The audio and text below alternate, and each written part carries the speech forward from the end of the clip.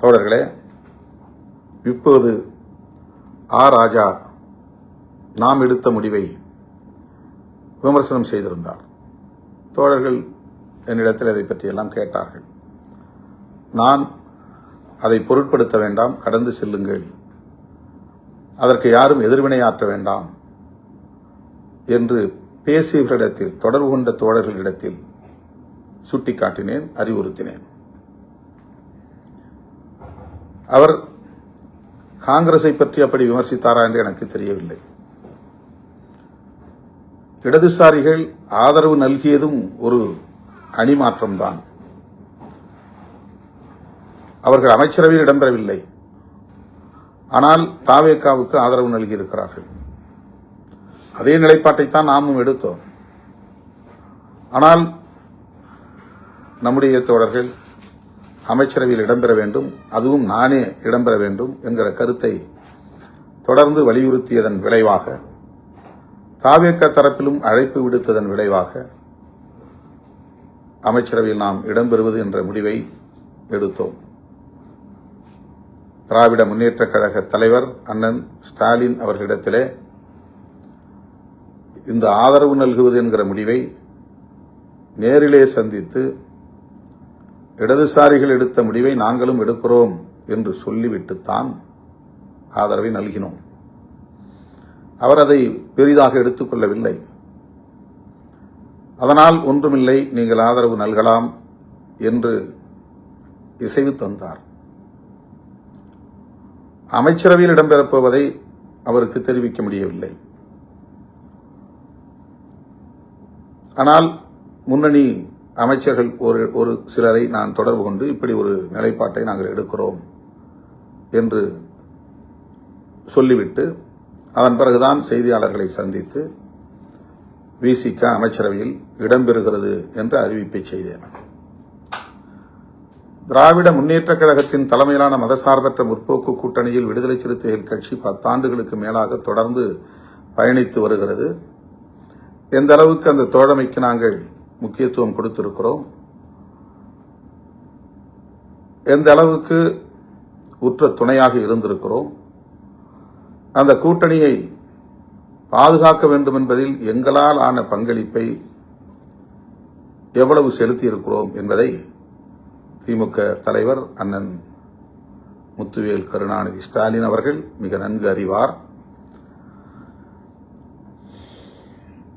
அன்பு இளவல் மேனாள் துணை முதல்வர் உதயநிதி அவர்களும் நன்கு அறிவார். சுற்றி இருப்பவர்கள் ஒரு சிலர் நன்கு அறிவார்கள். ஆனால் அதையும் தாண்டி நாம் எடுத்த இந்த முடிவை திமுக தரப்பில் திரு ராஜா உட்பட பலர் விமர்சிக்கிறார்கள் என்கிற போது சற்று வலி அளிக்கிறது, வலியாகத்தான் இருக்கிறது. என்றாலும் கூட அவர்கள் ஆதங்கப்படுவதில் நாம் ஒரு நியாயம் இருக்கிறது என்பதை உணர்ந்து கொள்ள வேண்டும். அதாவது திமுகவை கடுமையாக விமர்சித்துக் கொண்டிருக்கிற தாவேகாவோடு நாம் கைகோர்ப்பதை, அல்லது அவர்களோடு களத்தில் நிற்பதை, அல்லது அவர்களுக்கு ஆதரவு அளிப்பதை அவ்வளவு எளிதாக எப்படி திமுக தொண்டர்களால் கடந்து செல்ல முடியும்? இது மனித இயல்புதான். கடும் சொற்களால் விமர்சிக்கக்கூடாது என்று அண்ணன் ஸ்டாலின் அவர்கள் தன்னுடைய தொண்டர்களுக்கு அறிவுறுத்தியிருக்கிறார். அந்த பதிவை உடனே எடுக்கும்படி ஆணையிட்டிருக்கிறார். இதுவும் நாம் அறிந்த ஒன்று. இந்த நிலையில் ராஜா அவர்களை எதிர்த்து விமர்சிப்பதோ, திமுகவுக்கு எதிராக விமர்சனங்கள் செய்வதோ, அல்லது போராட்டங்களை நடத்துவதோ தேவையற்றது. இயக்கத் தோழர்கள் இதை கடந்து ஆக்கப்பூர்வமான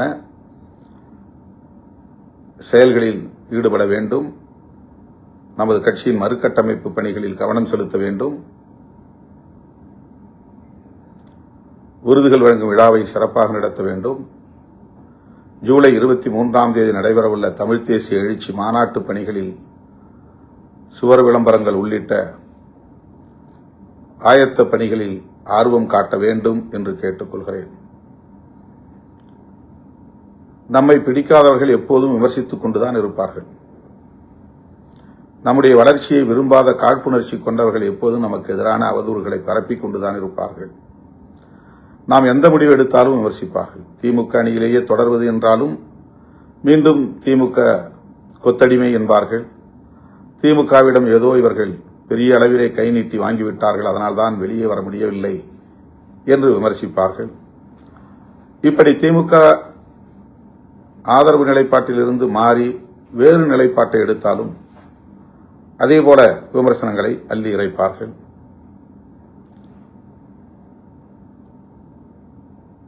இப்போது காங்கிரஸ் செய்த துரோகத்தை விட விசிக செய்த துரோகம் பெரிது என்று கூலிக்கு மாரடிக்கும் கும்பல் நமக்கு எதிரான அவதூறுகளை அள்ளி இறைத்துக் கொண்டிருக்கிறது.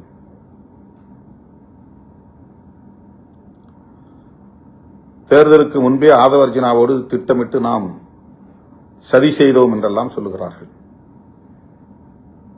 மேனாள் முதல்வர் அண்ணன் மு.க. ஸ்டாலின் அவர்களின் மனசாட்சிக்கு தெரியும், விடுதலை சிறுத்தைகளும் திருமாவளவனும் எந்த அளவுக்கு நேர்மையான உறவை கொண்டிருந்தோம், நட்புக்கு எந்த அளவுக்கு முக்கியத்துவம் கொடுத்தோம், அந்த கூட்டணியை பாதுகாக்க வேண்டும் என்பதில், கட்டுக்கோப்பாக வைத்திருக்க வேண்டும் என்பதில், அது வெற்றி பெற வேண்டும் என்பதில் எந்த அளவுக்கு உறுதுணையாக இருந்தோம் என்பது அண்ணன் அவர்களின் மனசாட்சிக்கு தெரியும். வேறு யாருக்கும் இது தெரிய வேண்டும் என்பதில்லை.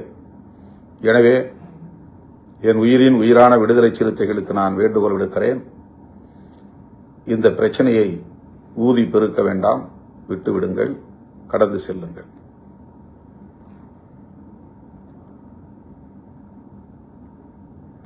தேர்தலுக்கு பின்பு இந்த கூட்டணியை கட்டி காப்பாற்ற வேண்டும் என்கிற பொறுப்பு இந்த கூட்டணியில் உள்ள கட்சிகளை அரவணைத்து செல்ல வேண்டும் என்கிற பொறுப்பு திமுகவில் உள்ள ஒவ்வொருவருக்கும் உள்ளது.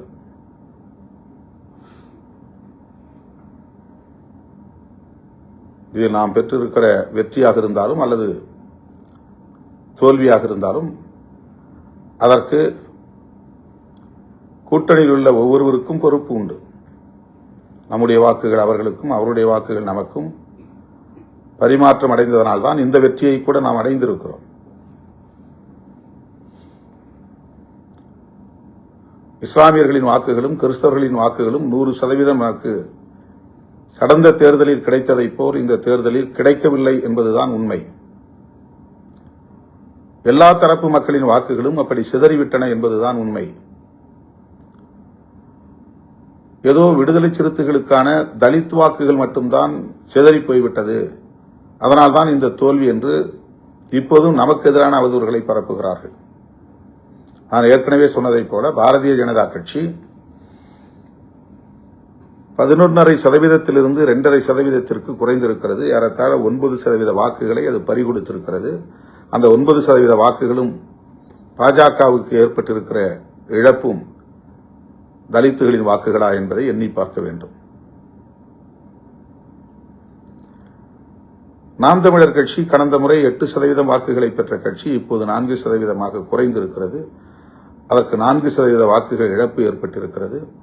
இந்த 4% வாக்குகளும் தலித் வாக்குகளா என்பதை எண்ணி பார்க்க வேண்டும். திமுகவுக்கும் அதிமுகவுக்கும் அவர்களுடைய core vote bank, standard vote bank, அவர்களுக்கு வழக்கமாக வரக்கூடிய வாக்கு வங்கி சரிந்திருக்கிறது. அவ்வளவு வாக்குகளும் தலித் வாக்குகளா என்பதை எண்ணி பார்க்க வேண்டும். ஆகவே எல்லா கட்சிகளுக்கும் அவர்களின் நிலையான வாக்கு வங்கியில் பாதிப்பு உருவாகி இருக்கிறது. குறிப்பாக சிறுபான்மை சமூகத்தினரின் வாக்குகள் தாவேகா பக்கம் போயிருக்கிறது. முதல் தலைமுறையினரின் வாக்குகள் பெருமளவில் அவர்கள் தாவேகாவுக்கு அளித்திருக்கிறார்கள். இதுதான் உண்மை. ஆனால் சமூக ஊடகங்களில் விவாதிக்கக்கூடிய அரசியல் ஜாம்பவான்கள் ஏதோ விடுதலை சிறுத்தைகள் கட்சிக்குத்தான் மிகப்பெரிய இழப்பு ஏற்பட்டுவிட்டது. தலித்துகள் தான் எல்லோரும் அந்த பக்கம் திரும்பிவிட்டார்கள், தலித் வாக்கு வங்கியே சரிந்து விட்டது என்றெல்லாம் பரப்புகிறார்கள். ஆக காங்கிரசுக்கு எதிராக அவர்களுக்கு ஆத்திரம் வரவில்லை, அல்லது கம்யூனிஸ்டுகளை விமர்சிக்கிற துணிச்சல் இல்லை, IUML இந்திய யூனியன் முஸ்லீம் லீக்கை விமர்சிக்கிற துணிச்சல் இல்லை. திருமாவளவனை எப்படியும் விமர்சிக்கலாம், எப்போதும் விமர்சிக்கலாம், திருமாவளவனுக்கு எதிரான அவதூறுகளை பரப்பலாம் என்று திட்டமிட்டு சமூக ஊடகங்களிலும் இதர ஊடகங்களிலும் நமக்கு எதிரான ஒரு கருத்துருவாக்கத்தை கட்டமைக்கிறார்கள். இதற்கு நாம் இடம் கொடுத்து விடக்கூடாது. இது உண்மை இல்லை. நம்முடைய வாக்குகள் நம்மோடு இருக்கின்றன. நம்முடைய வாக்குகள் சரியாக நம்முடைய கூட்டணி கட்சிகளுக்கு பரிமாற்றம் அடைந்திருக்கிறது. இதுதான் உண்மை. மற்றவர்கள் பரப்புவதை நாம் நம்ப தேவையில்லை. அவர்கள் அவதூறுகளை திட்டமிட்டு பரப்புகிறார்கள். இதை ஏற்க வேண்டாம் என்று உங்களை நான் கேட்டுக்கொள்கிறேன். நம் கவனத்தை திசை திருப்புவதற்கு முயற்சிக்கிறார்கள். நாம் எடுத்த முடிவு சரியோ தவறோ, ஆனால் இன்றைக்கு அமைச்சரவையில் அதிகாரத்தை பகிர்ந்து கொள்ளும் அளவிற்கான ஒரு இடத்தை விடுதலை சிறுத்தைகள் கட்சி எட்டியிருக்கிறது. வாக்கு வங்கியை இதுவரையில் நாம் நிரூபிக்கவில்லை. நமக்கு எத்தனை சதவீதம் வாக்குகள் தமிழ்நாட்டில் இருக்கின்றன என்பதை உறுதிப்படுத்தாத நிலையிலும் கூட ஒரு கட்சி மாநில கட்சியாக அங்கீகாரம் பெற்றிருக்கிறது. வாக்கு வங்கியை நிரூபிக்காத ஒரு கட்சி அமைச்சரவையில் இன்றைக்கு இடம்பெற்றிருக்கிறது. இந்த அளவில் மட்டும்தான் இதை நீங்கள் பார்க்க வேண்டும். இவர்களெல்லாம் அங்கீகாரம் பெற்றுவிட்டார்களே, அமைச்சரவையில் இடம்பெற்று விட்டார்களே, ஒரு சாதாரண குடும்பத்தில் பிறந்த வன்னி அரசு இன்றைக்கு ஒரு மாண்புமிகு அமைச்சர் என்கிற இடத்தை எட்டி பிடித்திருக்கிறாரே என்று பொறுத்துக் கொள்ள முடியாத, சகித்துக் கொள்ள முடியாத கும்பல் தொடர்ந்து நமக்கு எதிரான அவதூறுகளை பரப்பிக் கொண்டுதான் இருப்பார்கள். திருமாவளவன் அதிகாரத்துக்காக அலைகிறார், பதவி பித்து பிடித்து அலைகிறார், பதவி வெறி பிடித்து அலைகிறார் என்றெல்லாம் சொன்னார்கள். ஏதோ நான் துணை முதலமைச்சராவதற்காக பேரம் பேசிக் கொண்டிருக்கிறேன் என்பதைப் போல, நானே அமைச்சராவதற்கு ஆசைப்படுகிறேன் என்பதைப் போல, வன்னியரசுதான் அமைச்சர் என்று அறிவித்த பிறகு அவர்கள் அத்தனை பேரின் முகத்திலும் கரி பூசி இருக்கிறோம். அவர்கள் நினைத்தது பொய்யாகிவிட்டது, பொய்த்து போய்விட்டது. எத்தனையோ முறை பாரதிய ஜனதா அமைச்சரவையிலேயே இடம்பெறுவதற்கு வாய்ப்பு இருக்கிறது என்று பல பேர் வந்து என்னிடத்திலே ஆசை காட்டிய வரலாறு உண்டு. அப்போதெல்லாம் மயங்காதவன் இப்போது இந்த அமைச்சரவையிலே இடம்பெறப் போகிறோம் என்ற கதையை கட்டினார்கள், பரப்பினார்கள். அது உண்மையில்லை என்பதை நாம் இன்றைக்கு நடைமுறைப்படுத்தி காட்டியிருக்கிறோம். ஒரு MP கிடைத்தாலும் அது நமக்குத்தான் என்று ஆசைப்படுகிற பல பேர் இருக்கிற இந்த அரசியல் களத்தில், ஒரு அமைச்சர் கிடைத்தாலும் அது நமக்கே, நம்முடைய குடும்பத்திற்கே என்று ஆசைப்படுகிறவர்கள் இருக்கிற அரசியல் களத்தில் அப்படி இல்லை. அதுபோன்ற முடிவை இந்த இயக்கம் எடுக்காது என்பதை நாம் இன்றைக்கு உறுதிப்படுத்தி காட்டியிருக்கிறோம். கூட்டணி ஆட்சி முறையை அங்கீகரித்திருக்கிறோம். தமிழ்நாட்டில் கூட்டணி ஆட்சி முறை வர வேண்டும் என்று முதலில் முன்மொழிந்த இயக்கம் விடுதலை சிறுத்தைகள் கட்சி. அப்படி ஒரு சூழல் காலத்தின் கட்டாயத்தால் உருவாகி இருக்கிறது. அமைச்சரவையிலே இடம்பெறுகிற ஒரு வாய்ப்பு கனிந்திருக்கிறது. ஆகவே நாம் எடுத்திருக்கிற முடிவு சரியோ தவறோ, அதிகாரத்தை பகிர்ந்து கொள்ள வேண்டும் என்ற வேட்கை தனிந்திருக்கிறது. அந்த வாய்ப்பை நாம் பயன்படுத்தியிருக்கிறோம். அந்த புரிதலோடு தோழர்கள் களமாட வேண்டும். யார் நம்மை எவ்வளவு மோசமாக விமர்சனம் செய்தாலும் அதற்கு நீங்கள் செவி சாய்க்க வேண்டாம். போராட்டம் என்கிற பெயரில் கவனம் சிதற வேண்டாம். நம்முடைய அவர் மட்டுமல்ல, இதுபோல் எண்ணற்ற பலர் சமூக ஊடகங்களில் வாய்க்கு வந்தபடி பேசிக் கொண்டிருக்கிறார்கள். அவர்களுக்கெல்லாம் காலம் பதில் சொல்லும், நம்முடைய களம் பதில் சொல்லும். ஆகவே நாம் நாம் எடுத்த நிலைப்பாட்டில் தெளிவாக இருப்போம், உறுதியாக இருப்போம், துணிவாக களமாடுவோம். ஜூலை 23 தமிழ் தேசிய எழுச்சி மாநாட்டில் நாடே வியக்கும் அளவுக்கு லட்சக்கணக்கான சிறுத்தைகளை அணிதிரட்டுவோம். அதற்கான ஏற்பாட்டில் தீவிரம் காட்டுவோம். சுவர் விளம்பரங்களை தொடங்குங்கள், துண்டறிக்கை விளம்பரங்களை மேற்கொள்ளுங்கள். கிராமம் கிராமமாக சென்று பெண்கள், குழந்தைகள், இளைஞர்கள் உட்பட அனைவரையும் திரட்டுவதற்குரிய கவனத்தை செலுத்துங்கள். நாம் அவதூறுகளுக்கு முகம் கொடுக்க வேண்டாம். அது நமக்கு பாதிப்பை ஏற்படுத்தும். அவதூறு பேசுகிறவர்கள் பேசிக்கொண்டே இருக்கட்டும். நம்முடைய இலக்கில் கவனம் செலுத்துவோம் என்பதை சொல்லி முடிக்கிறேன். நன்றி, வணக்கம்.